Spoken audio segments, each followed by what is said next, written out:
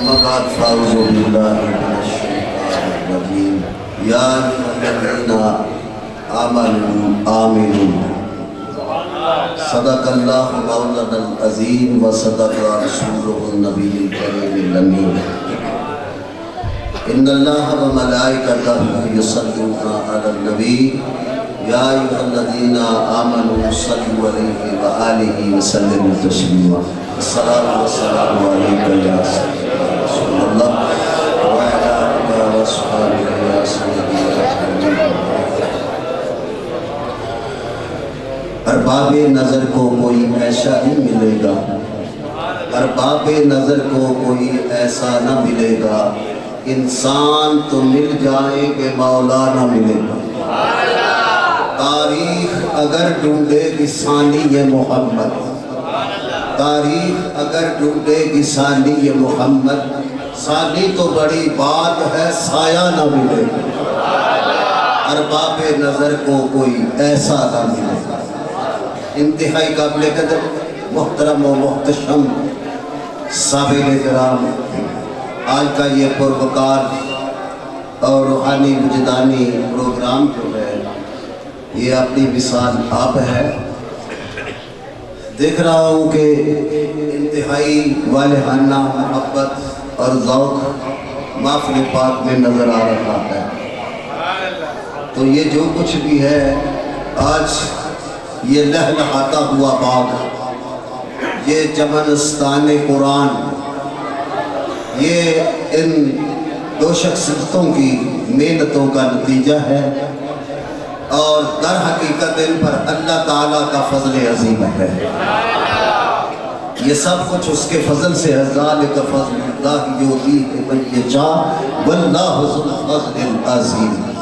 الحمدللہ ہم اہل سنت و جماعت کا کوئی بھی ایک فرد جہاں کبھی کہیں جنگل میں بھی بیٹھ جائے تو اللہ وہاں بھی حضور کا صدقہ منگل بنا دے گا، کیونکہ یہ جماعت ہی ایسی ہے کہ صحابہ کو مانے تو ہم،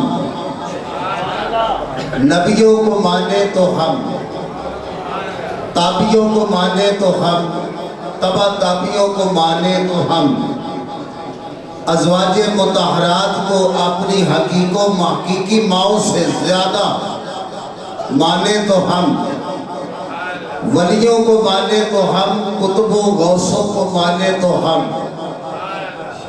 غوث الاعظم کو ماننے والے ہیں، امام اعظم کو ماننے والے ہیں.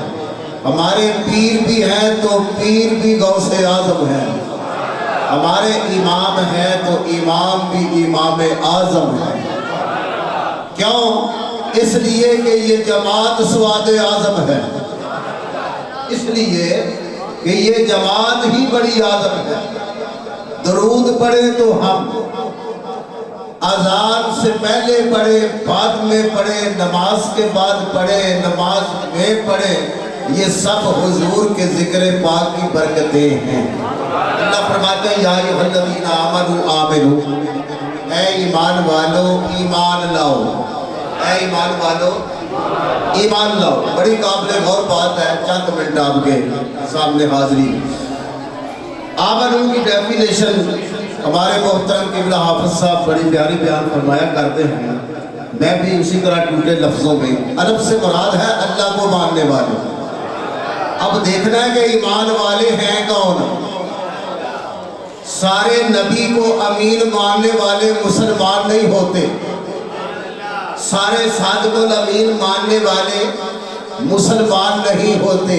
آمنو الف سے مراد ہے اللہ کو ماننے والے، میم سے مراد ہے محمد کو ماننے والے، نور سے مراد ہے سارے نبیوں کو ماننے والے، واو سے مراد ہے سارے ولیوں کو ماننے والے. اب یہ ہے ایمان کی ڈیفینیشن. ایمان لے آیا، یعنی ایمان ماننے والی بات ہے، جاننے والی بات نہیں. مان جائے تو صاحب ایمان ہے، جاننے کو تو ابو جہل نے بھی جانا، ابو لہب نے بھی جانا، عتبہ و شیبہ نے بھی جانا، कुफारे मक्का ने भी जाना, जिन्होंने पत्थर मारे उन्होंने भी जाना कि है सादिकुल अमीन। मालूम हुआ जानने का नाम ईमान नहीं, मानने का नाम ईमान है। अच्छा, हुजूर सरवरे कायनात फख्रे वजूदात रहमते दो आलम सल्लल्लाहु अलैहि वसल्लम आप सहाबाए किराम में बैठे तो बनी इसराइल का एक वाक़या बयान फरमा रहे थे। एक शख्स था, उसने बैल बेचना शुरू किया, बैल बेचा, बात बैल की हो रही थी और बनी इसराइल की हो रही थी। मुनाफिक भी उस वक्त बीच बैठे होते थे। तो एक शख्स खड़ा होके परले गांव से आया था, वो कहने लगा मोहम्मद ये कोई मानने वाली बात है? हुजूर ने फरमाया कि तू मान या ना मान, सिद्दीक अकबर से पूछ मैं सच कहता हूँ, उमर फारूक से पूछ मैं सच कहता हूँ, उस्मान गनी से पूछ मैं सच कहता हूँ, अली अल मुर्तजा से पूछ मैं सच कहता हूँ, अबू तलहा से पूछ मैं सच कहता हूँ, मेरे बिलाल से पूछ मैं सच कहता हूँ। वो कहने लगा ये उस वक्त वहां थे या आप? अल्लाहु अकबर। तो हुजूर ने फरमाया मैं उस वक्त वहां मौजूद था या ना था, बात ये है मानने की। अब इनसे पूछ कि मैं क्या कह रहा हूँ, आया कि सच कह रहा हूँ। तो वो चारों सहाबा उठ बैठे, सहाबा इकराम, वो कहने लगे सद्दक़्ता या रसूल अल्लाह, ऐ महबूब आप जो भी कहते हैं आप सच कहते हैं। तो मालूम हुआ कि सादिकुल अमीन मानना ने से साहिब ईमान नहीं होता, जानने से ईमान नहीं होता, मानने से साहिब ईमान होता। और सबसे कीमती चीज जो है दुनिया में वो ईमान है। अब आप पूछेंगे कि ईमान कैसे मिलता है? हम कहते हैं कि ईमान हुजूर की मोहब्बत से मिलता। अब फिर आप सवाल करेंगे कि हुजूर की मोहब्बत कहाँ से मिलती है? मैं कहता हूँ इन औलिया कराम से मिलती है, दादा हुजूर की बारगाह से मिलती है, ख्वाजा फरीदुद्दीन गंज शकर की बारगाह से मिलती है, हजरत गौसे जली से मिलती है, मौला अली से मिलती है। जिनका इनसे ताल्लुक होगा वही आशिक रसूल होगा। ये हुजूर की मोहब्बत की दुकानें हैं।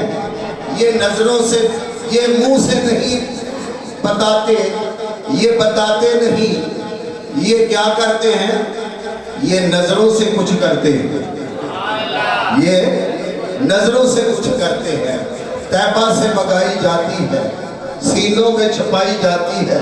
तौहीद की मैं प्यालों से नहीं नजरों से पिलाई जाती है। इमाम मोहम्मद रहमतुल्लाह ताला अलैह, अब मैं इस बात को जरा हल करूं। इमाम मोहम्मद रहमतुल्लाह ताला अलैह आप तशरीफ ला रहे थे तो रास्ते में ना यहूदी खड़े हो गए, मुसलमान भी इस्तिकबाल में थे और यहूदियों ने आपका जब रुखे अंबर देखा ना इमाम मोहम्मद रहमतुल्लाह अलैह का, तो वो पुकार उठे ला इलाहा इल्लल्लाह मुहम्मदुर रसूलुल्लाह। उनको किसी ने पूछा तुम्हें क्या हो गया? वो कहने लगे कि ये छोटा मोहम्मद इतना हसीन है, बड़ा मोहम्मद कितना हसीन हो। अफा कहा कर दी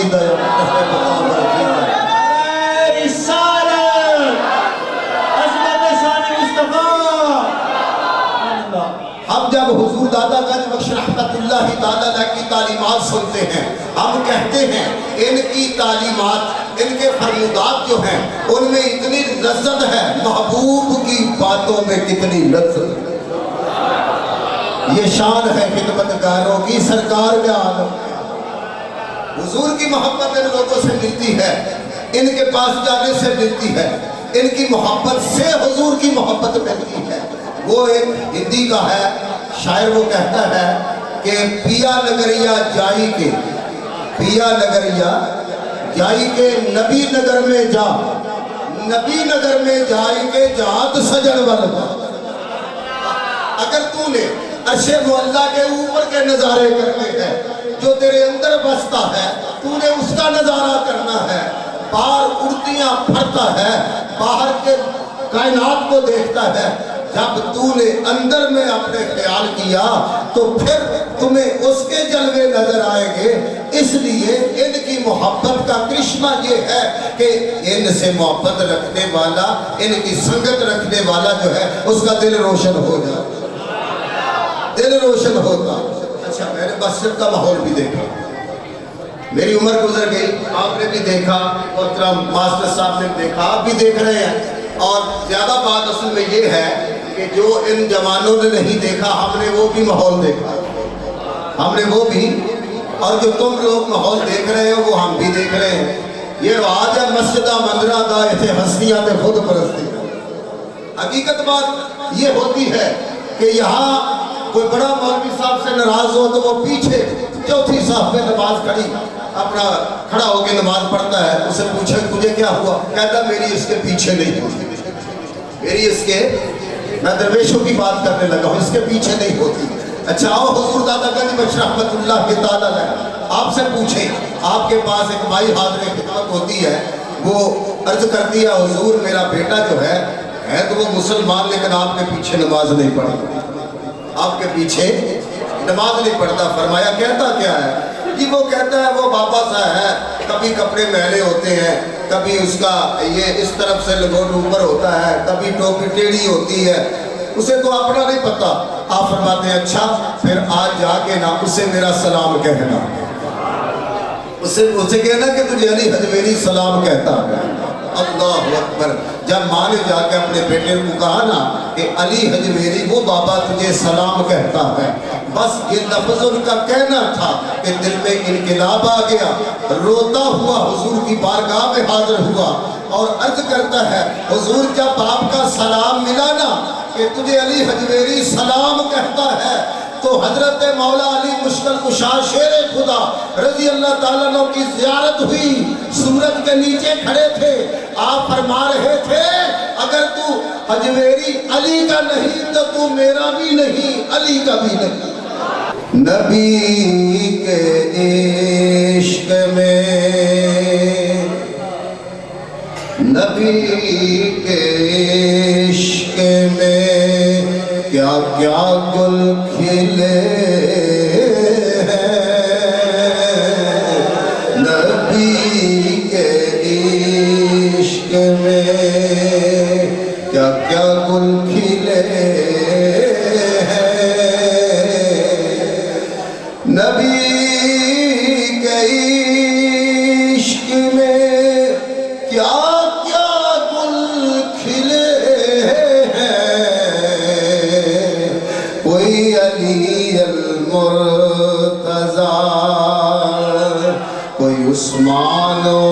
کوئی عثمان عمر صدیق بنے, نبی کے عشق میں. حضور کی محبت سے ہی یہ جہان آباد ہے, جہاں روشن است جمال محبت, دلم زندہ شدت وصال محبت. آمنو ایمان لاؤ, آمنو ایمان والو, ایمان لاؤ سے مراد کیا ہے؟ اگر تم ایمان لائے ہو, مان لیا ہے, تو پھر پریکٹیکلی طور پر بھی مسلمان بن جاؤ. یعنی روزے رکھو, نمازیں پڑھو, میرے نبی کی طرح کھاؤ, میرے نبی کی طرح پیو, میرے نبی کی طرح چلو, میرے نبی کی تعلیمات پر عمل کرو. یہ ہے آمنو, ایمان والو ایمان لاؤ, ایمان والو ایمان لاؤ جیسے ایمان لانے کا حق ہوتا ہے. اس لیے صادق الامیر تو ابو جہل بھی مانتا تھا, تو صادق الامیر تو ہم بھی مانتے ہیں, لیکن صادق الامیر ماننے سے وہ صاحب ایمان نہ ہوا. اس نے جانا ہے یہ نبی سچا ہے, یہ قول کا پکا. اچھا جب کعبہ کو بنانے لگے نا تو پھر ایک بہت بڑا ایک لڑائی کا سلسلہ بنا, تو انہوں نے کہا کہ اچھا ایسے کرتے ہیں کہ صبح جس دروازے سے سب سے پہلے مسجد حرام پہ آئے گا نا اس کو ہم اپنا منصب بنا لیں گے. جب صبح ہوئی نا تو سب سے پہلے اللہ کے پیارے محبوب صلی اللہ علیہ وسلم تشریف لے آئے, حضور علیہ السلام تشریف لائے, اور لوگ راضی ہو گئے. لوگوں نے کیا کہا؟ لوگوں نے کہا کہ ہم مانتے ہیں یہ صادق ہے، یہ امین ہے، یہ امین ہے، یہ امین ہے، امین امین کے جو تھے آواز آنے لگی تو انہوں نے کہا اچھا اب فیصلہ آپ کریں گے؟ فرمایا ہاں میں کروں گا۔ آپ نے اپنی چادر بچھا دی، چادر بچھائی تو پتھر بھی خود ہی اس کے اوپر رکھ دیا کیونکہ پتھر کو نصب کرنا تھا، رکھا نہ تو فرمایا دیکھو میرے نبی صلی اللہ علیہ وسلم کا فیصلہ، کسی کا دل نہیں دکھایا، لڑائی سے سب کو بچایا۔ فرمایا جتنے قبیلے ہیں سب قبیلے ایک ایک اپنا اپنا سردار آگے کر دو، سب نے اپنا اپنا قبیلے والوں نے سردار آگے کر دیا۔ فرمایا اچھا تم سارے اس چادر کو پکڑ دو، سب نے چادر کو ہاتھ ڈالا، پکڑا اور جہاں حجر اسود کو نصب کرنا تھا حضور کھڑے ہو گئے۔ فرمایا یہاں پہ چادر کو ٹھہرا دو، ٹھہرایا تو مصطفیٰ کریم نے ید اللہ والے ہاتھ سے خود وہ پتھر اٹھایا اور خود ہی اس میں جو تھا نصب کر دیا۔ اس طرح مکہ مکرمہ ایک بہت بڑے خونی کھیل سے بچ گیا۔ حضور صدر کائنات کو اللہ نے فرمایا ہے محبوب ہم نے آپ کو حکمت عطا فرما رکھی، حکمت والا نبی بنا کر بھیجا ہے، ہر کام حکمت سے کرتا ہے اور امت کو بھی حکمت سکھائی۔ اچھا ابراہیم علیہ السلام نے عرض کی یا الہ العالمین میرے لیے اللہ نے فرمایا تیرے لیے امامت ہے، یا اللہ میری اولاد کے لیے فرمایا قال لا ینال عہد الظالمین، جو ظالم ہوگے نا ان تک میرا یہ فضل نہیں پہنچے گا۔ اچھا نبی کریم صلی اللہ علیہ وسلم نے اپنے اولاد کے لیے امت کے لیے امامت نہیں مانگی، امامت آخری بات ہے، امامت نہیں مانگی، امامت نہیں مانگی، ان کے لیے مخصوص جگہ تھی جہاں وہ نماز پڑھ سکتے تھے۔ الحمدللہ اللہ کے فضل اور حضور کے فضل سے اللہ تعالیٰ نے کیا کیا، ہمارے لیے ساری زمین کو مسجد بنا دی، جہاں چاہے تو قبلہ رخ ہو کر نماز پڑھ لے، بس ذرا جگہ صاف ہونی چاہیے۔ اچھا پھر اللہ تعالیٰ نے کیا کیا، بن مانگے یہ دولتیں عنایت فرمائی، محلے محلے میں مسجد بناؤ، پہلے مکے میں مسجد، مدینہ میں مسجد، پھر ہر شہر میں مسجد، پھر ہر شہر میں کئی مسجدیں، پھر ہر محلے میں مسجدیں، جہاں مسجد وہاں امامت، جہاں مسجد وہاں امامت، جہاں مسجد وہاں امامت۔ ابراہیم خلیل اللہ علیہ السلام نے امامت مانگی تھی، فرمایا قال لا ینال عہد الظالمین، میرے مصطفیٰ کریم کا یہ مقام ہے کہ آپ محبوب خدا ٹھہرے اور رب العزت نے آپ پر امامت کے انوار نچھاور فرما دی۔